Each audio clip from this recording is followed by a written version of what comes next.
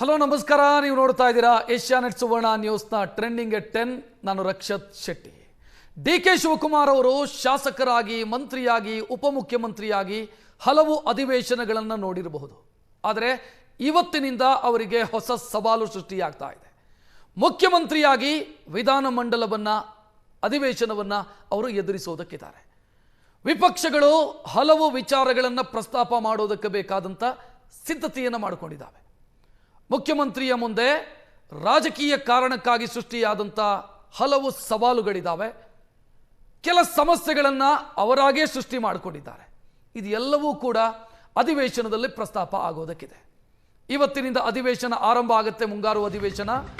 CM ಆಗಿ ಮೊದಲ ಅಧಿವೇಶನವನ್ನು ಡಿ.ಕೆ. ಶಿವಕುಮಾರ್ ಎದುರಿಸ್ತಾರೆ. ತನ್ನ ಕಾನೂನಿನ ಪಾಯಿಂಟ್ಗಳ ಮುಖಾಂತರ ವಿಪಕ್ಷಗಳನ್ನು ಬಾಯಿ ಮುಚ್ಚಿಸ್ತಾ ಇದ್ದಂಥ ಸಿದ್ದರಾಮಯ್ಯ ಅವರು ಹಿಂದಿನ ಸಾಲಿನಲ್ಲಿರ್ತಾರೆ. ಮುಖ್ಯಮಂತ್ರಿಯಾಗಿ ಡಿ.ಕೆ. ಶಿವಕುಮಾರ್ ವಿಪಕ್ಷಗಳನ್ನು ಎದುರಿಸಬೇಕಾಗಿದೆ. ಪ್ರಸ್ತಾಪ ಮಾಡಬೇಕಾದಂಥ ವಿಚಾರಗಳನ್ನು ಬಿಜೆಪಿ ಜೆಡಿಎಸ್ ಜಂಟಿಯಾಗಿ ಸಿದ್ಧತೆಯನ್ನು ಮಾಡಿಕೊಂಡಿದೆ. ಆಡಳಿತ ಮತ್ತು ಪ್ರತಿಪಕ್ಷಗಳ ವಾಕ್ಸಮರ ಖಚಿತ. ಇವತ್ತಾಗದೇ ಇದ್ರೂ ಕೂಡ ಸೋಮವಾರದಿಂದ ಅಧಿವೇಶನ ರಂಗೇರುವಂಥ ಸಾಧ್ಯತೆಗಳಿದೆ. ಡಿ.ಕೆ. ಶಿವಕುಮಾರ್ ಮುಖ್ಯಮಂತ್ರಿಯಾಗಿ ವಿಪಕ್ಷಗಳನ್ನು ಯಾವ ರೀತಿ ಎದುರಿಸುತ್ತಾರೆ ಅನ್ನೋ ಒಂದು ಕುತೂಹಲ. ಕೆಲ ವಿಚಾರಗಳು, ಅದು ಬಿಡದಿ ಟೌನ್ಶಿಪ್ ಇರಬಹುದು, ನಾಗೇಂದ್ರ ಅವರನ್ನ ಕ್ಯಾಬಿನೆಟ್ಗೆ ಮತ್ತೆ ತೆಗೆದುಕೊಂಡಿರೋದಿರಬಹುದು. ಇದೆಲ್ಲವೂ ಕೂಡ ಅಧಿವೇಶನದಲ್ಲಿ ಪ್ರಸ್ತಾಪ ಆಗುತ್ತೆ. ಅದನ್ನು ಪ್ರಸ್ತಾಪ ಮಾಡೋದಕ್ಕೆ ವಿಪಕ್ಷದ ನಾಯಕರು ಸಿದ್ಧತೆಯನ್ನು ಮಾಡಿಕೊಂಡಿದ್ದಾರೆ. ಡಿ.ಕೆ. ಶಿವಕುಮಾರ್ ಅವರು ಕೂಡ ಸಿದ್ಧತೆಯನ್ನು ಮಾಡಿಕೊಂಡಿದ್ದಾರೆ. ವಿಪಕ್ಷಗಳನ್ನು ಎದುರಿಸೋದು ಹೇಗೆ? ನನಗನ್ಸುತ್ತೆ ಮೊದಲ ಅಸ್ತ್ರ ಪ್ರಯೋಗ ಆಗೋದೇ ನಾಗೇಂದ್ರ ಅವರ ವಿಚಾರದಲ್ಲಿ. ನಾಗೇಂದ್ರ ಅವರನ್ನ ಯಾಕೆ ಕ್ಯಾಬಿನೆಟ್ಗೆ ತೆಗೆದುಕೊಂಡ್ರಿ? ಕಳಂಕಿತ ಸಚಿವರು, ಭ್ರಷ್ಟಾಚಾರದ ಆರೋಪ ಇದೆ, ಬೇಲ್ ಮೇಲೆ ಆಚೆ ಇದ್ದಾರೆ ಅವರು. ಅವರನ್ನ ಕ್ಯಾಬಿನೆಟ್ಗೆ ಹೇಗೆ ತೆಗೆದುಕೊಂಡ್ರಿ ಅನ್ನೋದನ್ನ ಬಿಜೆಪಿ ಮತ್ತು ಜೆಡಿಎಸ್ ಪ್ರಬಲವಾಗಿ ಆಕ್ಷೇಪಿಸುವಂತ ಸಾಧ್ಯತೆ ಖಚಿತ. ಹೇಗೆ ಸಮರ್ಥಿಸಿಕೊಳ್ಳುತ್ತೆ ಕಾಂಗ್ರೆಸ್ ಈ ವಿಚಾರ ಪ್ರಸ್ತಾಪ ಆದಾಗ? ಇದು ಕುತೂಹಲಕಾರಿ. ಆದರೆ ಯಾವ ಆರೋಪದ ಕಾರಣಕ್ಕಾಗಿ ಒಬ್ಬ ವ್ಯಕ್ತಿಯನ್ನ ಕ್ಯಾಬಿನೆಟ್ನಿಂದ ಹೊರಗೆ ತೆಗೆಯಲಾಯಿತು, ಸ್ಯಾಕ್ ಮಾಡಲಾಯಿತು ಅಥವಾ ರಾಜೀನಾಮೆ ಕೊಟ್ಟರು, ಅದೇ ವ್ಯಕ್ತಿಯನ್ನ ಈಗ ಮತ್ತೆ ಕ್ಯಾಬಿನೆಟ್ಗೆ ತೆಗೆದುಕೊಂಡಿದ್ದಾರೆ. ಆರೋಪ ಮುಕ್ತರಾಗಿದ್ದಾರಾ ಅಂತ ಕೇಳಿದ್ರಿಲ್ಲ, ಕಳಂಕ ಮುಕ್ತರಾಗಿದ್ದಾರಾ ಅಂತ ಕೇಳಿದ್ರಿಲ್ಲ. ಸೊ ಇದನ್ನ ಕಾಂಗ್ರೆಸ್ ಯಾವ ರೀತಿ ಎದುರಿಸುತ್ತೆ? ಬಿಜೆಪಿಯ ನಾಯಕರು ಮೊನ್ನೆನೇ ಹೇಳಿದ್ರು, ರಿಸೈನ್ ತೆಗೆದುಕೊಳ್ಳೋವರೆಗೂ ಕೂಡ ಅಧಿವೇಶನ ನಡೆಸೋದಕ್ಕೆ ನಾವು ಬಿಡೋದಿಲ್ಲ ಅಂತ ಸ್ಪಷ್ಟ ಮಾತುಗಳಲ್ಲಿ ಬಿಜೆಪಿಯ ನಾಯಕರು ಹೇಳಿಕೊಂಡಿದ್ದಾರೆ.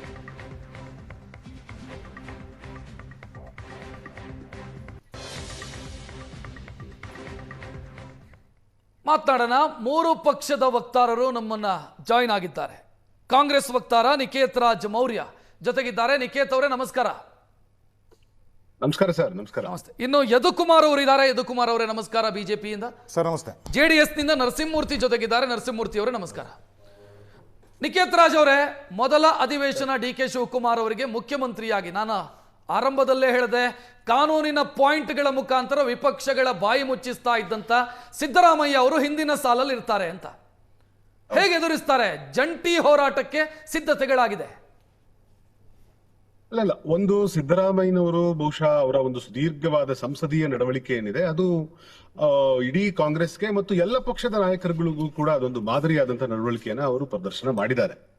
ಅವ್ರಿಗಿದ್ದಂತ ಆಳವಾದಂತಹ ಜ್ಞಾನ ಮತ್ತು ಅವ್ರಿಗಿದ್ದಂತ ಅನುಭವ ಅವ್ರಿಗೆ ಸಹಾಯ ಮಾಡಿದೆ. ಇವತ್ತು ನಾವು ನೋಡ್ತಾ ಇದ್ದೀವಿ, ಈಗ ಡಿ.ಕೆ. ಶಿವಕುಮಾರ್ ಅವರು ಇವತ್ತು ಮುಖ್ಯಮಂತ್ರಿಯಾಗಿ ಅಧಿಕಾರವನ್ನ ಸ್ವೀಕರಿಸಿದ ನಂತರ ಡಿ.ಕೆ. ಶಿವಕುಮಾರ್ ಅವರು ಇವತ್ತು ಮೊದಲನೇ ಸದನವನ್ನೇನು ಫೇಸ್ ಮಾಡ್ತಾ ಇದ್ದಾರೆ, ಬಹಳ ಸಮರ್ಥವಾಗಿ ಫೇಸ್ ಮಾಡ್ತಾರೆ ಅನ್ನೋದ್ರ ಬಗ್ಗೆ ಎಳ್ಳಷ್ಟು ಸಂಶಯ ಬೇಡ. ಯಾಕೆ ಅಂತಂದ್ರೆ ಒಂದು ಮಾತಿದೆ, ಏನು ಅಂತಂದ್ರೆ old patient is better than a new doctor ಅಂತ ಹೇಳಿ. ಸೊ ಡಿ.ಕೆ. ಶಿವಕುಮಾರ್ ಅವರು ಕರ್ನಾಟಕದ ವಿಧಾನಸಭೆಗೆ ಅವರು ಓಲ್ಡ್ ಪೇಷಂಟ್. ಬಹುಶಃ ಅತ್ಯಂತ ಸುದೀರ್ಘವಾಗಿ ಅವರು ಇಲ್ಲಿ ಶಾಸಕರಾಗಿ ಕೆಲಸ ಮಾಡಿದ್ದಾರೆ, ಮಂತ್ರಿಯಾಗಿ ಕೆಲಸ ಮಾಡಿದ್ದಾರೆ, ಉಪಮುಖ್ಯಮಂತ್ರಿಯಾಗಿ ಕೆಲಸ ಮಾಡಿದ್ದಾರೆ, ಬೇರೆ ಬೇರೆ ಖಾತೆಗಳನ್ನ ಅವರು ನಿಭಾಯಿಸಿದ್ದಾರೆ. ಸೊ ಹೀಗಾಗಿ ಅನೇಕ ಜನ ಮುಖ್ಯಮಂತ್ರಿಗಳನ್ನ ಅವರು ಕಂಡಿದ್ದಾರೆ, ಕೆಲಸ ಮಾಡಿದ್ದಾರೆ ಅವ್ರ ಜೊತೆಗೆ. ಹೀಗಾಗಿ ಅವರಿಗೆ ಇದು ಬಹಳ ಸವಾಲಿನ ಸಂಗತಿ ನನಗನ್ಸಲ್ಲ. ಖಂಡಿತವಾಗಿ ಅವರು ಅದನ್ನ ಬಹಳ ಸಮರ್ಥವಾಗಿ ನಿಭಾಯಿಸ್ತಾರೆ. ಅದರ ಬಗ್ಗೆ ಬಹುಶಃ ನಾಳೆ ಇವತ್ ಸಂಜೆ ಏನಾದ್ರು ಈ ಬಗ್ಗೆ ಮೊದಲನೇ ದಿನದ ಅಧಿವೇಶನ ಹೇಗೆ ನಡೀತು, ಬಹುಶಃ ಇವತ್ತೇನು ನಡೀಲಿಕ್ಕಿಲ್ಲ ಹೆಚ್ಚಿನ ಅಂಶ. ಇವತ್ತು ಚರ್ಚೆ ಆಗ್ಲಿಕ್ಕಿಲ್ಲ. ಸೋಮವಾರದಿಂದ ನಾವು ಆ ರಂಗೇರಿದಂತ ಅಧಿವೇಶನವನ್ನ ಗಮನಿಸಬಹುದು ಅಂತ ಅನ್ಸುತ್ತೆ. ಹೌದು ಸರ್, ಪಾಯಿಂಟಿಗೆ ಬರ್ತೀನಿ ನಾನು. ನಾಗೇಂದ್ರ ಅವರ ವಿಚಾರ, ಅದಕ್ಕಿಂತ ಮೊದಲು ನಾನು ಬಿಜೆಪಿ ಅವರ ರಿಯಾಕ್ಷನ್ ಪಡ್ಕೊಳ್ತೀನಿ. ಯದುಕುಮಾರ್ ಅವರೇ, ನಿಮ್ಮ ದೌರ್ಬಲ್ಯವೇ ಸರ್ಕಾರದ ಶಕ್ತಿ. ಇದು ಹಿಂದಿನ ಹಲವು ಅಧಿವೇಶನದಲ್ಲಿ ಪ್ರೂವ್ ಆಗಿತ್ತು. ವಿಪಕ್ಷದ ದೌರ್ಬಲ್ಯವೇ ಸರ್ಕಾರದ ಶಕ್ತಿಯಾಗಿತ್ತು ಅಂತ. ಖಂಡಿತವಾಗ್ಲೂ ಅಲ್ಲ ಸರ್, ಯಾವುದೇ. ಯಾಕಂದ್ರೆ ಇದಕ್ಕಿಂತ ಹಿಂದೆ ಅಂತ ಸಿದ್ದರಾಮಯ್ಯ ಸರ್ಕಾರದಲ್ಲಿ ಪ್ರತಿಪಕ್ಷವಾಗಿ ನಾವು ಜಂಟಿಯಾಗಿ ಹೋರಾಡೋದ್ರಿಂದನೇ ನಾಗೇಂದ್ರ ಅವರು ರಾಜೀನಾಮೆ ಕೊಟ್ಟಿದ್ದಂಥದ್ದು. 14 ಸೈಟ್ 65 ಕೋಟಿ ಮೌಲ್ಯದ ಸೈಟ್ ಅನ್ನು ವಾಪಸ್ ಕೊಟ್ಟಿದ್ದಂಥದ್ದು ಅಂದಿನ ಮುಖ್ಯಮಂತ್ರಿಗಳು. ಯಾವುದ್ರಲ್ಲ ಹಿಂದೆ ಅಂತ ಹೇಳ್ತೀವಿ. ಹಾಗಾದ್ರೆ ನಾವು ಇವಾಗ ಕೇಳ್ತಾ ಇದ್ವಿ, ನಾವು ಜಂಟಿಯಾಗಿ ಕಾಂಗ್ರೆಸ್ ಮತ್ತೆ ಬಿಜೆಪಿ ಮತ್ತೆ JDS ಅಲ್ಲಿ ಯಾವ ಮಾನದಂಡದ ಮೇಲೆ ನಾಗೇಂದ್ರ ಅವರು ಕಳೆದ ಬಾರಿ ಮಂತ್ರಿಮಂಡಲದಿಂದ ಅಧಿವೇಶನದ ಪ್ರಶ್ನೆ ಕೇಳಿದ ಅದೇ ಇಷ್ಟು ದಿನದ ಅಧಿವೇಶನ, ಸಿದ್ದರಾಮಯ್ಯ ಅವರು ಮುಖ್ಯಮಂತ್ರಿ ಆಗಿದ್ದ ದಿನದಿಂದ ಇಲ್ಲಿಯವರೆಗೆ ಅಧಿವೇಶನವನ್ನು ನಾವು ಬಹಳ ಸೂಕ್ಷ್ಮವಾಗಿ ಗಮನಿಸ್ತೀವಿ.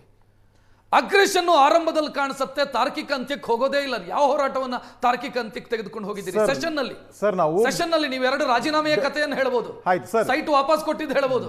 ತಾರ್ಕಿಕ ಅಂತ್ಯಕ್ಕೆ ಯಾವುದು ಹೋಗಿತ್ತು ಸರ್? ಡೆಫಿನೆಟ್ ಆಗಿ ಸದನದಲ್ಲಿ ಮಹೇಶ್ ತೆಂಗಿನಕಾಯಿ ಎತ್ತಿದಂತ ವಿಚಾರ ಗೃಹಲಕ್ಷ್ಮಿಯ 5,000 ಕೋಟಿ. ಕಳೆದ ಬಾರಿ ಸರ್ಕಾರ ಕೂಡ ಈ ಬಾರಿ ಸರ್ಕಾರ ಕೂಡ ಫೈನಾನ್ಸ್ ಮಿನಿಸ್ಟರ್ ಮುಖ್ಯಮಂತ್ರಿ ಆದಂತ ಸಿದ್ದರಾಮಯ್ಯನವರು ಇದ್ದಿದ್ರು, ಮಹಿಳಾ ಮಂತ್ರಿ ಅವರು ಇದ್ರು. ಇವತ್ತವರೆಗೂ ರಿಪ್ಲೈ ಇಲ್ಲ ಸರ್ ಅಲ್ಲಿ. ಅಂದ್ರೆ ಅಷ್ಟು ತೀಕ್ಷ್ಣವಾದ ಪ್ರಶ್ನೆಯನ್ನ ಸರ್ಕಾರ ಕೊಡ್ಬೇಕಾದಾಗ ಇವತ್ತಿನವರೆಗೂ ಇಲ್ಲ. ಇವತ್ತು ಬಂದ್ಬಿಟ್ಟು ಆ ಮಹಿಳಾ ಮಂತ್ರಿನೂ ಇಲ್ಲ, ಆ ಮುಖ್ಯಮಂತ್ರಿನೂ ಇಲ್ಲ. Where is the reply? ಇದೇ ಆಹಾರ ಇಲಾಖೆಯಲ್ಲಿ 800 ಕೋಟಿ ಹಗರಣ ಆಗಿದೆ, ಬೇರೆ ಒಂದು ರಾಜ್ಯಗಳಿಗೆ ಕರ್ನಾಟಕದ ಅಕ್ಕಿ ಹೋಗಿದೆ ಅಂತ KH ಮುನಿಯಪ್ಪ ಹೇಳಿದ್ರು. ಇಲ್ಲ, ಪಾಪ ಅವರಿಗೆ ಉತ್ತಮ ಖಾತೆ ಬೇಕಾಗಿತ್ತು ಅಂತ ಇವತ್ತು ಸಮಾಜ ಕಲ್ಯಾಣ ಇಟ್ಕೊಂಡು ತಗೊಂಡಿದ್ದಾರೆ. ಆಹಾರ ಜನರ ಖಾತೆ ಅಲ್ಲ, ಸಮಾಜ ಕಲ್ಯಾಣ ಹೇಳ್ಬೇಕಾಗತ್ತೆ. ಇವತ್ತು ಸದನದಲ್ಲಿ ಹೇಳ್ಬೇಕಾಗತ್ತೆ. ಪಟ್ಟು ಹಿಡಿದು ಉತ್ತರ ಕೊಡಿಸಿರುವಂತ ಉದಾಹರಣೆ ಬಿಜೆಪಿಯಲ್ಲಿ ವಿಪಕ್ಷ ನಾಯಕರಾಗಿದ್ದವರಿಗಿದೆ. ನನಗೆ ನೆನಪಿದೆ.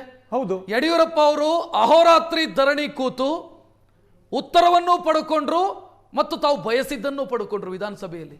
ಆ ಹೋರಾಟ ಎಲ್ಲಿದೆ ಸರ್? ಬಿಜೆಪಿ ಎಲ್ಲಿ ಮಾಡ್ತಿದೆ ಆ ಹೋರಾಟವನ್ನ? ಸರ್, ಬಿಜೆಪಿಯಿಂದ ಎಲ್ಲ ಆಗ್ತಿದೆ ಸೆಷನ್ ನಲ್ಲಿ ಆ ರೀತಿಯ ಹೋರಾಟಗಳು, ತಾರ್ಕಿಕ ಅಂತ್ಯಕ್ಕೆ ಕೊಂಡೊಯ್ಯುವಂತ ಪ್ರಯತ್ನ ಎಲ್ಲ ಆಗಿದೆ ಇಷ್ಟು ದಿನಗಳಲ್ಲಿ? ಬಿಜೆಪಿ ಬಂದಿದ್ದೇ ಹೋರಾಟದಿಂದ. ಪ್ರತಿಯೊಬ್ಬ ಬಿಜೆಪಿ ಶಾಸಕರು ಏನಿದ್ದಾರೆ ಅದು ಹೋರಾಟ ಮನೋಭಾವದಿಂದಲೇ ಬಂದಿರುವಂತದ್ದು.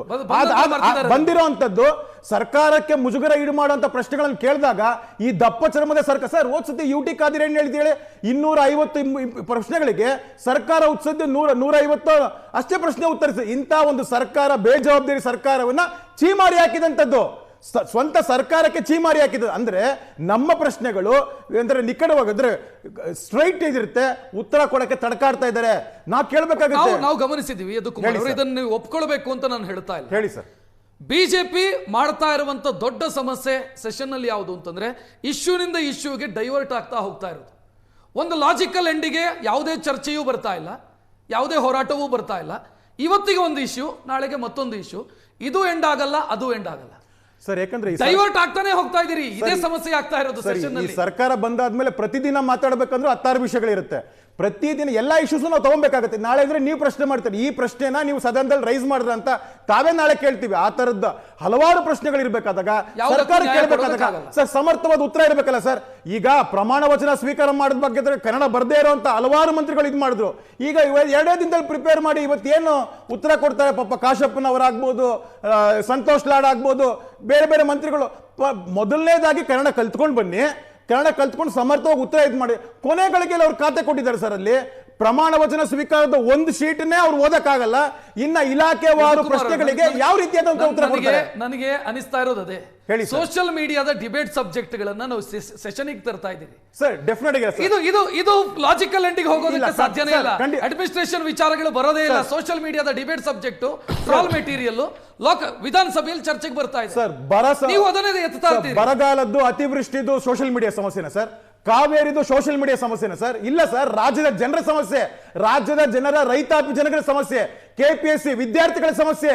ಇದ್ಯಾವುದು ಸೋಷಿಯಲ್ ಮೀಡಿಯಾ ಸಮಸ್ಯೆ ಅಲ್ಲ ಸರ್. ಇದರಲ್ಲಿ ಇದು ಜೀವಂತ ಇರುವಂತ ಸರ್ಕಾರದ ಸಮಸ್ಯೆ. ಸರ್ಕಾರ ಉತ್ತರ ಕೊಡಬೇಕಾಗುತ್ತೆ. ಯಾವ ಸರ್ಕಾರ ಎಲ್ಲ ಬಂಡೆ ಅಂತ ಹೇಳ್ತಾರಲ್ಲ, ಆ ಬಂಡೆಯ ನಿಜ ರೂಪ ಗೊತ್ತಾಗುತ್ತೆ. ಪ್ರತಿಪಕ್ಷದ ಉತ್ತರ ಪ್ರಶ್ನೆಗಳಿಗೆ ಉತ್ತರ ನೀಡಬೇಕಾಗುತ್ತೆ. ನರಸಿಂಹಮೂರ್ತಿ ಅವರೇ, ವಿಪಕ್ಷ ದುರ್ಬಲವಾಗಿದೆ ಸೆಷನ್ ನಲ್ಲಿ ಅಂತ ಜನರಿಗೆ ಯಾಕೆ ಅನಿಸ್ತಾ ಇದೆ, ಇನ್ಕ್ಲೂಡಿಂಗ್ ನನ್ನನ್ನು ಸೇರಿ ಯಾಕೆ ಅನಿಸ್ತಾ ಇದೆ ಅಂತಂದ್ರೆ, ನಿಮ್ಮಿಬ್ಬರನ್ನು ಒಟ್ಟು ಸೇರಿಸುವಂತ ಫೆವಿಕಾಲು ಇಲ್ಲಿ ತನಕ ರೆಡಿ ಆಗಿಲ್ಲ. ಇಲ್ಲ ಸರ್, ನಿಮ್ಮದೇ ಲೋಕ ಅವ್ರದೇ ಲೋಕ. ಈ ಎರಡು ಲೋಕಗಳ ಮಧ್ಯೆ ಜನರ ಲೋಕವನ್ನು ಮರ್ತಿದ್ದೀರಿ ನೀವು ಅಂತ. ಇಲ್ಲ, ಆ ರೀತಿ ಒಪ್ಕೊಳ್ಳಿಕ್ಕೆ ನಾವು ಸಾಧ್ಯ ಇಲ್ಲ. ನಾವು ಮಿತ್ರ ಪಕ್ಷದವರು ಖಂಡಿತ ನಾವು ಯಾವತ್ತೂ ಮೈತ್ರಿ ಧರ್ಮನ ಅವತ್ತಿಂದ ಕಾಪಾಡ್ಕೊ ಬಂದಿದ್ದೀವಿ. ನಾವು ಈ ಮೂಢಾಗರಣ ಇರ್ಬೋದು, ನಾಗೇಂದ್ರ ಇಶ್ಯೂ ಇರ್ಬೋದು, ಇವೆಲ್ಲ ಇಶ್ಯೂಗಳನ್ನ ನಾವು ಸಮರ್ಥವಾಗಿ ಎರಡೂ ಪಕ್ಷಗಳು ಸೇರಿಕೊಂಡೇ ನಾವು ಹೋರಾಟ ಮಾಡಿದ್ದಕ್ಕೆ ಇವತ್ತು ಅವಕ್ಕೆಲ್ಲ ಒಂದು ತಾರ್ಕಿಕ ಅಂತ್ಯ ಸಿಕ್ಕಿದ್ದು. ಬಟ್ ಇವತ್ತಿನ ಏನು ಹಲವಾರು ಬದಲಾವಣೆಗಳ ನಂತರ ಇವತ್ತು ಮೊದಲನೇ ಅಧಿವೇಶನ ನಡೀತಾ ಇದೆ. ಇವತ್ತು ನಾವು ಸಾಕಷ್ಟು ವಿಚಾರಗಳನ್ನ ನಾವು ನಮ್ಮ ಶಾಸಕರು ಅಧಿವೇಶನದಲ್ಲಿ ಚರ್ಚೆ ಮಾಡಬೇಕಂತಿದ್ದಾರೆ. ಅದರಲ್ಲಿ ನಾಗೇಂದ್ರ ವಿಚಾರ ಇರ್ಬೋದು, ಕಾವೇರಿ ವಿಚಾರ ಇರ್ಬೋದು, KPSC ವಿಚಾರ ಇರ್ಬೋದು, ಅದ ನಂತರ ಬಿಡದಿ ವಿಚಾರ ಇರ್ಬೋದು, ಬಹಳಷ್ಟು ಸಾಲು ಎಲ್ಲವೂ ಟಚ್ ಅಂಡ್ ಗೋ ಅಂತ. ಯಾವುದೇ ಕಾರಣಕ್ಕೂ ಇವು ತಾರ್ಕಿಕ ಅಂತ್ಯ ಯಾವುದೂ ಆಗಿಲ್ಲ ಸರ್. ಇಲ್ಲ, ಸಿದ್ದರಾಮಯ್ಯ ಅವರು ಮುಖ್ಯಮಂತ್ರಿ ಆಗಿದ್ದಾಗ ಯಾವುದನ್ನ ನೀವು ತಾರ್ಕಿಕ ಅಂತ್ಯಕ್ಕೆ ನೋಡಿ, ದಪ್ಪ ಚರ್ಮದ ಸರ್ಕಾರ, ಎಮ್ಮೆ ಚರ್ಮದ ಸರ್ಕಾರಗಳಿಗೆ ಎಷ್ಟು ಹೇಳಿದ್ರು ಕಿವಿ ಕೇಳಿಸಲ್ಲ, ಮಾತು ಬರಲ್ಲ, ಬಾಯಿ ಕಟ್ಟಾಕಬಿಟ್ಟಿರ್ತಾರೆ. ವಿರೋಧ ಪಕ್ಷಗಳು ಎಷ್ಟಾರು ಕೂಗಾಡ್ಕೊಳ್ಳಿ, ನಾವು ಮಾಡದೇ ಮಾಡ್ತೀವಿ ಅಂತ ಅನ್ನೋ ಸರ್ಕಾರಗಳಿಗೆ ಏನ್ ಮಾಡಕ್ಕಾಗುತ್ತೆ? ನಾವು ಚರ್ಚೆ ಮಾಡೋ ವಿಚಾರಗಳನ್ನ ಅವರು ಕೂಲಂಕುಷವಾಗಿ ವಿಚಾರಗಳನ್ನ ಚರ್ಚೆಗೆ ತಗೊಂಬರ್ಬೇಕು. ಅದು ಒಂದು ಅರ್ಥಪೂರ್ಣವಾಗಿ ಚರ್ಚೆಗಳಾಗಬೇಕು. ಸುಮ್ಮನೆ ಇವರು ದಪ್ಪ ಚರ್ಮದ ಸರ್ಕಾರಕ್ಕೆ ಏನು ಹೇಳಿದ್ರು ಕಿವಿ ಕೇಳಿಸಲ್ಲ ಅವ್ರಿಗೆ, ಅಂಥವ್ರಿಗೆ ಏನು ಮಾಡ್ಲಿಕ್ಕಾಗಲ್ಲ. ಬಹಳಷ್ಟು ಇದೆ ಈ ರಾಜ್ಯ, ಇವತ್ತು ಸಮಸ್ಯೆ ಸಾಲುಗಳು ಜಾಸ್ತಿ ಇದೆ. ಅದನ್ನ ಚರ್ಚೆ ಮಾಡೋಕ್ಕೆ ನಾವು ಏನು ಎಕ್ಸ್ಪೆಕ್ಟೇಷನ್ ಇಟ್ಕೊಳ್ಳೋಕ್ಕಾಗುತ್ತೆ? ಇವತ್ತು ಇಡೀ ರಾಜ್ಯಕ್ಕೆ ಗೊತ್ತು, ಪೇಮೆಂಟ್ ಸೀಟಿಂದ ಬಂದಿರೋ ಮಂತ್ರಿಗಳು ಎಷ್ಟು ಜನ ಇದ್ದಾರೆ, ಹೈಕಮಾಂಡಿಂದ ಬಂದಿರೋ ಮಂತ್ರಿಗಳು ಎಷ್ಟು ಜನ ಇದ್ದಾರೆ, ಕನ್ನಡ ಓದಕ್ಕೆ ಬರ್ದಿರೋ ಮಂತ್ರಿಗಳು ಎಷ್ಟು ಜನ ಇದ್ದಾರೆ. ಅವರಿಂದ ಏನು ಎಕ್ಸ್ಪೆಕ್ಟೇಷನ್ ಇಟ್ಕೊಳ್ಳೋಕ್ಕಾಗುತ್ತೆ ಈ ರಾಜ್ಯ? ಸಾಧ್ಯ ಇಲ್ಲ ಯಾವುದೇ ಕಾರಣಕ್ಕೂ. ವಿಪಕ್ಷದ ದೌರ್ಬಲ್ಯ ನಿಮ್ಮ ಶಕ್ತಿಯಾಗಿದೆ, ಅದೇ ಹೊರವಾಗಿ ನಿಮ್ಮನ್ನ ಕಾಪಾಡಿದ್ದು ಇಲ್ಲಿ ತನಕ. ಅಲ್ಲಲ್ಲ, ವಿಪಕ್ಷಗಳ ದೌರ್ಬಲ್ಯ ನಮಗೆ ಒಂದು ಬಹಳ ಪವರ್ಫುಲ್ ಆದಂತ ಅಪೋಸಿಷನ್ ಬೇಕು ಸರ್. ನಮಗೆ ನಾವು ಇಚ್ಛೆ ಪಡ್ತೀವಿ ಬಿಜೆಪಿಯವರು ಬಹಳ ಪ್ರಬಲವಾಗಿ ನಮ್ಮನ್ನ ಎದುರಿಸಬೇಕು. DK ಶಿವಕುಮಾರ್ ಅವರ ಸರ್ಕಾರವನ್ನ ಕಟ್ ಹಾಕ್ಬೇಕು, ಸಿದ್ದರಾಮಯ್ಯನವರ ಸರ್ಕಾರವನ್ನ ಕಟ್ ಹಾಕ್ಬೇಕಾಗಿತ್ತು. ಆದ್ರೆ ವಿಪಕ್ಷಗಳು ಹೆಂಗಿದಾವೆ ಅಂತಂದ್ರೆ, ಇವತ್ತು ನಮ್ಮ ಬಿಜೆಪಿ ವಕ್ತಾರಲ್ಲೇ ಇದ್ದಾರೆ, ಅಶೋಕ್ ಅವ್ರಿಗೆ ಅವತ್ತು DK ಶಿವಕುಮಾರ್ ವಿರುದ್ಧ ಟಿಕೆಟ್ ಕೊಡ್ಲಾಯ್ತು. 2 ಕ್ಷೇತ್ರಗಳಲ್ಲಿ ಟಿಕೆಟ್ ಕೊಟ್ರು. DK ಶಿವಕುಮಾರ್ ಅವ್ರ ವಿರುದ್ಧ ಅವ್ರು ಕಂಟೆಸ್ಟ್ ಮಾಡಕ್ ಹೋಗಲೇ ಇಲ್ಲ. ಅವ್ರೊಂಥರ ಕಾಂಪ್ರಮೈಸ್ ಪಾಲಿಟಿಕ್ಸ್ ಮಾಡ್ಕೊಂಡು ಬಂದ್ರು ಅಶೋಕ್ ಅವ್ರ ಅವತ್ತು. ಅಂದ್ರೆ ವಿರೋಧ ಪಕ್ಷದ ನಾಯಕನಾಗಿರುವಂತ ವ್ಯಕ್ತಿ ಯಾರು ಅಂತಂದ್ರೆ, ಯಾರವ್ರ ವಿರುದ್ಧ ಚುನಾವಣೆ ಟಿಕೆಟ್ ಕೊಟ್ಟರು ಹೋಗಿ ತೊಡೆ ತಟ್ಟಕ್ಕಾಗ್ಲಿಲ್ವೋ ಅವ್ರು ಬಂದು ವಿಧಾನಸಭೆ ಒಳಗಡೆ ಇನ್ನೆಲ್ಲಿ ತೊಡೆ ತಟ್ತಾರೆ. ಮತ್ತೆ ನಾವು ನೋಡಿದೀವಿ JDS ನವರು ಮತ್ತು ಬಿಜೆಪಿ ಅವರು ಮೊನ್ನೆ ಬಿಡದಿಯಿಂದ ಪಾದಯಾತ್ರೆ ಮಾಡ್ತೀವಿ, ನಾವು ರೈತರ ಪರ ಅನ್ನುವಂತ ಮಾತುಗಳನ್ನೆಲ್ಲ ಹೇಳಿದ್ರು. ಬಿಡದಿಯಿಂದ ಬೆಂಗಳೂರು ಬರ್ತೀವಿ ಅಂತ ಅಂದ್ರು. ಶುರು ಮಾಡಿ ಒಂದೇ ದಿವಸಕ್ಕೆ ಅದರ ಕತೆ ಮುಗಿದೋಯ್ತು, ಅದನ್ನಲ್ಲೇ ನಿಲ್ಲಿಸ್ಬಿಟ್ರು. ಯಾಕೆ ಹೇಳ್ತಾ ಇದ್ದೀನಿ ಅಂತಂದ್ರೆ, ನಿಲ್ಸಿದಿವ್ರಲ್ವ ಪೊಲೀಸ್ ಇಲಾಖೆ ಯೂಸ್ ಮಾಡ್ಕೊಂಡು ನಾವು ನಿಲ್ಸಿಲ್ಲ. ಅಲ್ಲಲ್ಲ, ಮಾನ ಮರ್ಯಾದೆ ಕೇಳಿ, ಬಹಳ ಇದೇನು ಸಭ್ಯವಾದ ಭಾಷೆ ಬಳಸಿ ಮಾತಾಡಿ. ಸಭ್ಯವಾದ ಭಾಷೆ ತಮಗಿಂತ ಹೆಚ್ಚಾಗಿ ಬರುತ್ತೆ ಸರ್, ನಿಲ್ಲಿಸ್ಬಿಟ್ರು ಅಂತ ಹೇಳ್ತೀರಲ್ಲ ಸರ್. ಯಾವ ಭಯ ಹೇಳ್ತೀರ ನೀವು? ಪೊಲೀಸ್ ಗಂಡು ದಾಳಿ ಕರ್ಕೊಂಡ್ಬಂದು ನಿಲ್ಲಿಸ್ತಾರ ನೀವು? ಅಲ್ರಿ, ಅಲ್ಲಿ 18 ವರ್ಷದ ಹುಡುಗರ ಮೇಲೆ ಪ್ಯಾಲೆಟ್ ಗನ್ ಹೊಡೆದ್ರು, AK-47 ಗನ್ ತೋರಿಸಿದ್ರು, ಗಾಳಿಲಿ ಗುಂಡ್ ಹಾರಿಸಿದ್ರು, ಲಾಠಿ ಚಾರ್ಜ್ ಮಾಡಿದ್ರು. ಅಲ್ಲಿರುವಂತ ಜೆನ್ಸಿಗಳೇ ಆ ಹೋರಾಟಕ್ಕೆ ಆ ಪೊಲೀಸ್ನವ್ರಿಗೆ ಬೆದರ್ಲಿಲ್ಲ. ನೀವು ದೇಶದ ಪ್ರಧಾನ ಮಂತ್ರಿ ಕೊಟ್ಟಂತ ಪಕ್ಷ ಜನತಾದಳ, ಕುಮಾರಸ್ವಾಮಿ ಅಂತ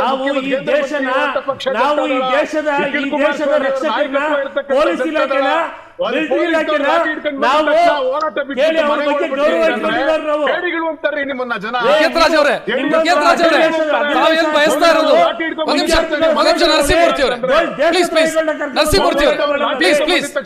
ನೀವು ಮನೆಗೆ ಹೊಡ್ತೀರಾ ಅಂತಂದ್ರೆ ನರಸಿಂಹಮೂರ್ತಿ ಅವರೇ, ನರಸಿಂಹಮೂರ್ತಿ ಪ್ಲೀಸ್ ಪ್ಲೀಸ್, ಉದ್ದೇಶ ಇಲ್ಲ, ಬೆಂಕಿ ಹಚ್ಚೋ ಉದ್ದೇಶ. ಸೈಲೆನ್ಸ್ ಒಂದ್ ನಿಮಿಷ. ನಿಖೇತ್ ಅವರೇ ಒಂದ್ ನಿಮಿಷ, ನಾನು ಕೇಳ್ತೀನಿ. ನಿಖೇತ್ ಅವರೇ, ತಾವು ಏನ್ ಬಯಸ್ತಾ ಇರೋದು ಹಂಗಿದ್ರೆ?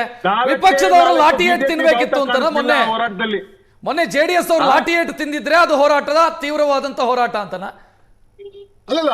ಅಲ್ಲ ಸರ್, ಹೋರಾಟದಲ್ಲಿ ಪೊಲೀಸ್ನವ್ರು ಬಂದ್ರು, ಅದಕ್ಕೆ ನೀವು ಹೋರಾಟ ನಿಲ್ಸಿದ್ರಿ ಅಂದ್ರೆ ಅದು ನಗಪಾಟ್ಲಲ್ವಾ ಸರ್? ಅದು ಪಕ್ಕದಲ್ಲಿ ಯದುಕುಮಾರ್ ಇದ್ದಾರೆ, ಕೇಳಿ ಅವ್ರನ್ನ. ಆ ಇಡೀ ಎಲ್ಲಾದ್ರೂ ಒಂದ್ ಕಡೆ 4-5 ಬಿಜೆಪಿ ಬಾವುಟ ಕಾಣಿಸ್ತಾ ಕೇಳಿ. ಇದು ಒಂದು ವಿರೋಧ ಪಕ್ಷದ ಹೋರಾಟವೇ ಆಗಿದ್ದಿದ್ರೆ, ಕಾಂಗ್ರೆಸ್ ಅನ್ನ ವಿರೋಧಿಸುವ ಹೋರಾಟವಾಗಿದ್ದಿದ್ರೆ, ಎಲ್ಲಿ ಅಶೋಕ್ ಅವರು ಹಸಿರು ಶಾಲೆ ಹಾಕೊಂಡು ನಡ್ಕೊಂಡ್ ಬಂದ್ರು ಅನ್ನೋದು ಬಿಟ್ರೆ, ಎಲ್ಲಿಯಾದ್ರೂ ಬಿಜೆಪಿ ಪಕ್ಷದ ಬಾವುಟ ಕಾಣಿಸ್ತಾ, ಬಿಜೆಪಿ ಪಕ್ಷದ ಒಂದು ಮಾನ್ಯತೆ ಇತ್ತ, ಬಿಜೆಪಿ ಪಕ್ಷಕ್ಕಲ್ಲಿ ಏನಾದ್ರೂ ಸ್ಥಾನಮಾನ ಇತ್ತ? ಆಸ್ ಯೂಶಲ್ ಅಶೋಕ್ ಅವರು ಕಾಂಪ್ರಮೈಸ್ ಆಗಿ ನಿಖಿಲ್ ಅಣ್ಣಂಗೆ ಜೈ ಅಂತ ನಡ್ಕೊಂಡ್ ಬಂದ್ರು ಅಷ್ಟೇ. ಆದ್ರೆ ಈ ಹೋರಾಟ ಶುರುವಾದ ದಿನವೇ ಅಂತ್ಯವಾಗಿ ಹೋಯ್ತು. ಪೊಲೀಸ್ನವ್ರು ಬಂದ್ಬಿಟ್ರು, ನಿಲ್ಲಿಸ್ಬಿಟ್ರು, ಅದಕ್ಕೆ ನಾವು ನಿಲ್ಸ್ಬಿಟ್ವಿ. ಹೋರಾಟನ ಯಾರಾದ್ರೂ ಯಾವುದೇ ಸರ್ಕಾರ ಇದ್ರು ಕೂಡ ಏನಾದ್ರೂ ಏನೋ ಮಂಗಳಾರತಿ ಎತ್ಬಿಟ್ಟು ಅವ್ರು ಮಾತಾಡಿದ ನಂತರ ನೀವು ಮಾತಾಡಿ, ನಿಮ್ಗೆ ಅವಕಾಶ ಸಿಗುತ್ತೆ. ಒಂದ್ ನಿಮಿಷ ನರಸಿಂಹಮೂರ್ತಿ ಅವರೇ, ಅವರು ಮಾತಾಡಿದ ನಂತರ ನೀವು ಮಾತಾಡಿ ದಯವಿಟ್ಟು. ಎಸ್ ನಿಖೇತ್, ಒಂದ್ ನಿಮಿಷ. ನರಸಿಂಹಮೂರ್ತಿ ಅವರೇ ಕೇಳಿ, ನನಗೆ ತಮ್ಮ ಬಗ್ಗೆ ಬಹಳ ಗೌರವ ಇದೆ. ನೀವು ನನ್ನಂತೆ ಒಂದು ಪಕ್ಷವನ್ನು ಪ್ರತಿನಿಧಿಸ್ತಾ ಇದ್ದೀರಿ, ವಕ್ತಾರರು.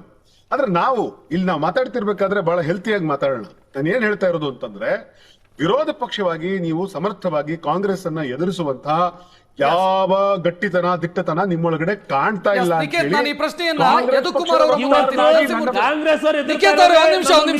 ನರಸಿಂಹಮೂರ್ತಿ ಅವರೇ ಪ್ಲೀಸ್.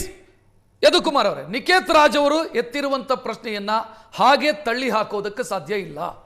ನಾನು ಆಗ್ಲೇ ಹೇಳಿದೆ, ಕಳೆದ 3 ವರ್ಷದಲ್ಲಿ ನಿಮ್ಮ ಹೋರಾಟಗಳು ಯಾವ ರೀತಿ ನಡೆಯಿತು ಅನ್ನೋದನ್ನ ರಾಜ್ಯದ ಜನ ನೋಡಿದ್ದಾರೆ. ಈಗ ನಿಖೇತ್ ಅವರು ಪ್ರಸ್ತಾಪ ಮಾಡಿದ್ರು, ಬಿಡದಿ ವಿಚಾರದಲ್ಲೂ ನಿಮ್ಮಿಬ್ಬರ ಮಧ್ಯೆ ಆ ತಾಳಮೇಳ ಇರಲೇ ಇಲ್ಲ. ಮತ್ತೆ ನಾವು ಯಾವ ಎಕ್ಸ್ಪೆಕ್ಟೇಷನ್ ಇಟ್ಕೋಬೇಕು? ರಾಜ್ಯದ ಜನ, ನನ್ನ ವಿಚಾರ ಅಲ್ಲಿ ಪ್ರಸ್ತಾಪ ಆಗುತ್ತೆ, ರಾಜ್ಯದ ಜನರ ಸಮಸ್ಯೆ ಅಲ್ಲಿ ಪ್ರಸ್ತಾಪ ಆಗುತ್ತೆ, ವಿಪಕ್ಷಗಳದನ್ನು ಪ್ರಸ್ತಾಪಿಸ್ತವೆ ಅಂತ ಯಾವ ನಂಬಿಕೆ ಇಟ್ಕೋಬೇಕು? ಸರ್, ತಾಳಮೇಳ ಇರೋದಕ್ಕೇನೆ ಬಿಡದಿಯ ಹೋರಾಟ ಯಶಸ್ವಿಯಾಗಿ ಆಗಿದೆ. ಸರ್, ನಾ ಮಾತಾಡಿದೆ, ಸರ್ಕಾರ ಅಷ್ಟು ಅವ್ರಿಗೆ ಧೈರ್ಯ ಇದ್ದಿದ್ರೆ ಫ್ರೀಡಂ ಪಾರ್ಕ್ ವರ್ಗೂ ಬಿಡಬೇಕಾಗಿತ್ತು. ಯಾಕದನ್ನ ತಿಕ್ಕಿದ್ರು? ಉತ್ತರ ಕೊಡಬೇಕಾಗತ್ತೆ.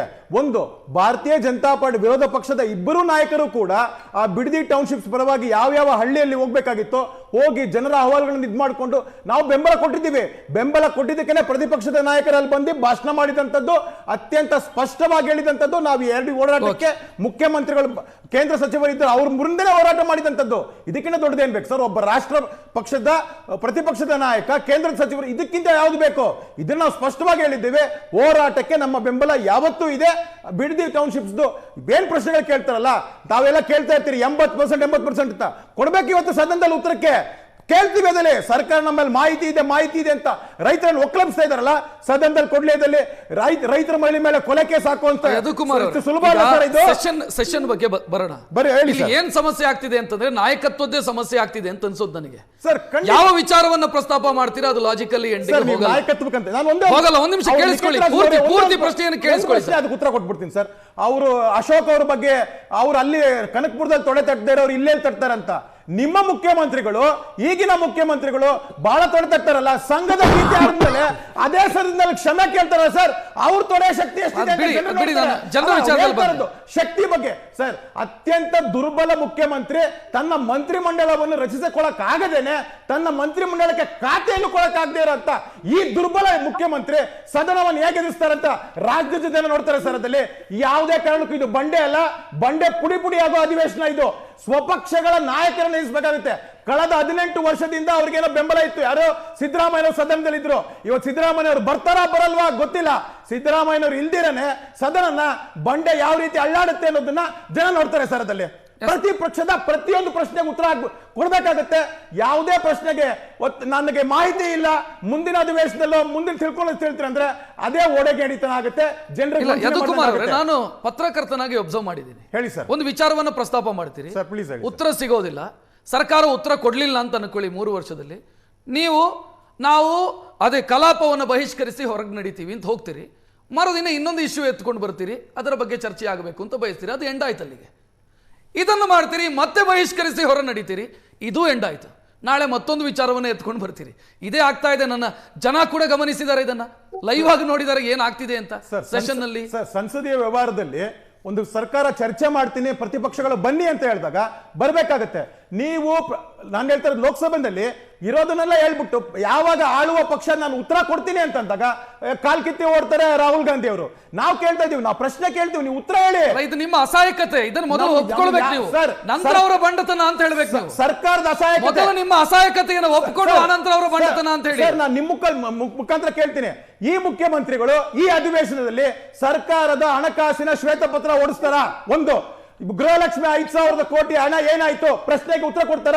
ಕೇಳ್ಬೇಕಾಗಿತ್ತು. ಕಾರ್ಮಿಕರ ಇಲಾಖೆಯಲ್ಲಿ ನಿಖೇತ್ ಅವರ ಪ್ರತಿಕ್ರಿಯೆ ನಾನು ಪಡ್ಕೊಳ್ತೀನಿ. ನಿಖೇತ್ ಅವರೇ, ಯಾವ ವಿಚಾರವನ್ನು ಪ್ರಸ್ತಾಪ ಮಾಡಿದ್ರೂ ಕೂಡ ಸಮರ್ಪಕ ಉತ್ತರ ಈ 3 ವರ್ಷದಲ್ಲಿ ಸಿಗಲೇ ಇಲ್ಲ. ಹಿಂಗಿದ್ದಾಗ ಪ್ರತಿಪಕ್ಷಗಳು ಏನು ಮಾಡೋದಕ್ಕೆ ಸಾಧ್ಯ ಇತ್ತು? ನಮ್ ದೌರ್ಬಲ್ಯ ಅಲ್ಲ, ಅವ್ರ ಬಂಡತನ ಅದು ಅಂತ. ಅಲ್ಲ ಒಂದೇನ್ ಗೊತ್ತಾ, ಸಮರ್ಥವಾದ ಉತ್ತರವನ್ನ ಪಡಿಬೇಕಾದ್ರೆ ಸಮರ್ಥವಾದಂತ ವಿರೋಧ ಪಕ್ಷ ಇರಬೇಕು.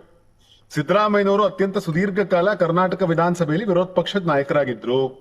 ಅವಾಗ ಉತ್ತರಗಳು ಬರ್ತಾ ಇತ್ತು ಬಿಜೆಪಿಯಿಂದ. ಯಾಕೆ ಬರ್ತಾ ಇತ್ತು ಅಂದ್ರೆ ಉತ್ತರ ಕೊಡೋ ತನಕ ಹೋರಾಟ ಮಾಡ್ತಾ ಇದ್ರು. ಆ ರೀತಿ ತಮ್ಮ ಪ್ರಶ್ನೆಯಲ್ಲಿ ಅವ್ರು ಕಟ್ ಹಾಕ್ತಾ ಇದ್ರು.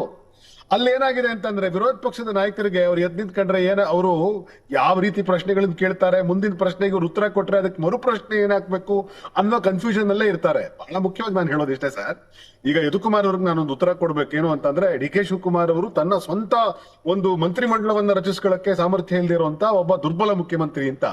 ಯದುಕುಮಾರ್ ಅವರೇ, ಯಾವುದೇ ಒಂದು ಪಕ್ಷದಲ್ಲಿ ಹೈಕಮಾಂಡ್ ಅಂತ ಇರ್ತದೆ, ನಿಮ್ ಪಕ್ಷದಲ್ಲೂ ಹೈಕಮಾಂಡ್ ಅಂತ ಇದೆ. ಮಾನ್ಯ ಯಡಿಯೂರಪ್ಪನವರಿಗೆ 88 ದಿವಸ, ಬಹುಶಃ 84-85 ದಿನಗಳ ಕಾಲ ಮಂತ್ರಿ ಮಂಡಲವೇ ಇರಲಿಲ್ಲ. ಒಬ್ಬ ಏಕಮೇವ ಮುಖ್ಯಮಂತ್ರಿ, ಅವರೊಬ್ಬರೇ ಇಡೀ ಸರ್ಕಾರ ತುಂಬಾ ಇದ್ರು. ಇದನ್ನ ಇತಿಹಾಸ ಮರಿಬಾರದು. ಯಾರು ತುಂಬಾ ದೂರದ ಕಥೆ ಅಲ್ಲ, ಮೊನ್ನೆ ಯಡಿಯೂರಪ್ಪನವ್ರು ಮುಖ್ಯಮಂತ್ರಿ ಆಗಿದ್ದಾಗ ನಡೆದಂತ ಪ್ರಕರಣ ಇದು. ಸೊ ಆ ರೀತಿಯಾಗಿ ಯಡಿಯೂರಪ್ಪನವ್ರನ್ನ ಅಪಮಾನಿಸಿದ್ದನ್ನ ಇಡೀ ಕರ್ನಾಟಕ ರಾಜ್ಯ ಕಂಡಿದೆ. ಕಡೆ ಪಕ್ಷ ಡಿ ಕೆ ಶಿವಕುಮಾರ್ ಅವ್ರಿಗೆ ಅವರು ಮುಖ್ಯಮಂತ್ರಿ ಆಗಿದ್ದ ದಿವಸ ಸೇಮ್ ಡೇ ಅವತ್ತು ಎಲ್ಲ ಸೀನಿಯರ್ಸ್ ಗಳನ್ನ ಮಂತ್ರಿಗಳಿಗೆ ಮಂತ್ರಿ ಮಂಡಲದಲ್ಲಿ ಅವರಿಗೆ ಪ್ರಮಾಣ ವಚನ ಸ್ವೀಕಾರ ಮಾಡಿದ್ದಾರೆ. ಮತ್ತು ಇವತ್ತು ಕೂಡ ನಿನ್ನೆ ಕೂಡ ಒಂದಷ್ಟು ನಮ್ಮ ಆಂತರಿಕ ಚರ್ಚೆಗಳು, ಬೇಡಿಕೆಗಳು, ಅದನ್ನೆಲ್ಲವನ್ನು ಪರಿಗಣಿಸಿ, ಸಾಮಾಜಿಕ ನ್ಯಾಯ ಎಲ್ಲವನ್ನು ಕೂಡ ಪರಿಗಣಿಸಿ, ಕ್ಷೇತ್ರವಾರು ಇದೇನೋ ಅಧಿಕಾರ ಹಂಚಿಕೆ ಎಲ್ಲವನ್ನು ಪರಿಗಣಿಸಿ ಇಷ್ಟು ದಿವಸ ಸಮಯ ತಗೊಂಡಿದ್ದೀವಿ. ಆದ್ರೆ ಯಡಿಯೂರಪ್ಪನವರಿಗೆ ಮಾಡಿದಂತ ಅಪಮಾನವನ್ನ ಖಂಡಿತವಾಗಿಯೂ ಡಿ ಕೆ ಶಿವಕುಮಾರ್ ಅವ್ರಿಗೆ ಮಾಡಿದ್ದಾರೆ ಅಂತ ನನಗನ್ಸೋದಿಲ್ಲ. ಬಹಳ ಮುಖ್ಯವಾಗಿ ಏನು ಅಂತಂದ್ರೆ, ಈ ಸದನದಲ್ಲಿ ಶಾಸಕರಿಗೆ ತಾವು ಯಾವ್ಯಾವ ರೀತಿ ಅಪಮಾನ ಮಾಡ್ತಾ ಇದ್ದಾರೆ ಅಂತ ಜನ ನೋಡ್ತಾ ಇದ್ದಾರೆ. ಮೈಸೂರು ಭಾಗದ ತನ್ವೀರ್ ಒಂದ್ ನಿಮಿಷ ಯದುಕುಮಾರ್ ಅವರೇ ನಾನು ಕೇಳ್ತೀನಿ. ಒಂದ್ ನಿಮಿಷ ನಿಖೇತ್ ರಾಜ್ ಅವರೇ, 10 ದಿನ ಖಾತೆ ಹಂಚೋದಕ್ಕಾಗಲ್ಲ ಅಂತಂದ್ರೆ ನೀವು ಸರ್ವಶಕ್ತ ಮುಖ್ಯಮಂತ್ರಿ ಅಂತ ಹೆಂಗ್ ಹೇಳೋದಕ್ಕೆ ಸಾಧ್ಯ? ಅತ್ಯಂತ ದುರ್ಬಲ ಮುಖ್ಯಮಂತ್ರಿಯ ಪರಮಾಧಿಕಾರವನ್ನ ಬಳಸೋದಕ್ಕೂ ಆಗಲ್ಲ. ಅದಕ್ಕೆ ದಿಲ್ಲಿ ಕಡೆಗೆ ನೋಡಬೇಕು. ನೀವು ಹೇಳ್ತೀರಿ ಅವರು ಸರ್ವಶಕ್ತ ಮುಖ್ಯಮಂತ್ರಿ ಅಂತದ್ದೇನೂ ಆಗಿಲ್ಲ ಅಂತ.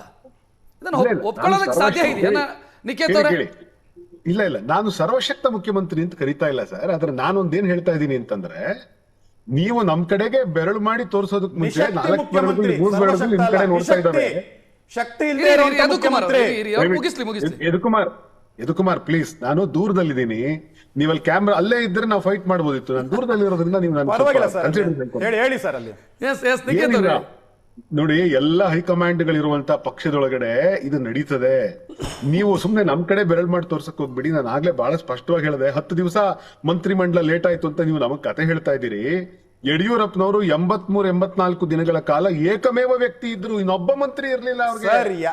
ಸರ್ವಶಕ್ತನ ನಿಶಕ್ತನ ಅಂತ ಹೇಳಿ ಸರ್ ದಯವಿಟ್ಟು ನಿಖೇತ್ ರಾಜ್ ಈಗಿನ ಮುಖ್ಯಮಂತ್ರಿ ಸರ್ವಶಕ್ತನ ನಿಶಕ್ತನ ತನ್ನ ಮಂತ್ರಿ ಮಂಡಲವನ್ನು ರಚಿಸಿಕೊಳ್ಳಕ್ಕಾಗದೆ ಖಾತೆಗಳಿಗೂ ಕೂಡ ಮೇಲ್ ನೋಡ್ಬೇಕಾಗಿರ್ಬೇಕಂತಾಗ ಯಾವ ಸರ್ವಶಕ್ತ ಸರ್ ಅದು? ಯಾವ ಸರ್ವಶಕ್ತ? ಇದ್ರ ಬಗ್ಗೆ ಮಾತಾಡಿ, ಪುರಾಣದ ಬಗ್ಗೆ ಹೇಳ್ಬೇಡಿ, ಈಗಿನ ಪ್ರಸ್ತುತ ಪರಿಸ್ಥಿತಿಯ ಬಗ್ಗೆ ಮಾತಾಡಿ. ನೋಡಿ, ಅವರ ಸರ್ವಶಕ್ತಿ ಯಾವಾಗ ಅಂತಂದ್ರೆ ಬಿಜೆಪಿ ಅವ್ರನ್ನ ಮಣ್ಣು ಮುಗಿಸಿ 140 ಸೀಟ್ ತಗೊಂಡ್ರಲ್ಲ, ಅವಾಗ್ಲೇ ಅವ್ರ ಶಕ್ತಿ ಸಾಮರ್ಥ್ಯ ಏನು ಅಂತ ಅರ್ಥ ಆಗಿದೆ. ಅದೇ ಸರ್ವಶಕ್ತನಿಗೆ ಕೆ ಎನ್ ರಾಜಣ್ಣ ಒಬ್ಬ ಮಹಾನ್ ನಾಯಕ, ನನ್ನ ಒಂದು ಪರಿಸ್ಥಿತಿಗೆ ಈ ಕಾರಣ ಅಂದಾಗ ಆ ಮಹಾನ್ ನಾಯಕನ ಬೆಟ್ಟು ಯಾರ ಕಡೆ ಇತ್ತು, ಯಾವ ಶಾಸಕನಿಗೆ, ಈಗಿನ ಮುಖ್ಯಮಂತ್ರಿ ಕಡೆಗೆ ಇತ್ತಂತ ಜನ ನೋಡಿದ್ದಾರೆ ಸರ್. ಈ ತರದ ಮಹಾನ್ ನಾಯಕ ಬ್ರೇಕ್ ನ ಸಮಯ. ನಿಖೇತ್ ಅವರೇ ಬರ್ತೀನಿ, ನನಗೊಂದು ಚಿಕ್ಕ ಬ್ರೇಕ್ ನ ಸಮಯ. ಬ್ರೇಕ್ ನ ನಂತರ ಕಾರ್ಯಕ್ರಮ ಮುಂದುವರಿಯುತ್ತೆ.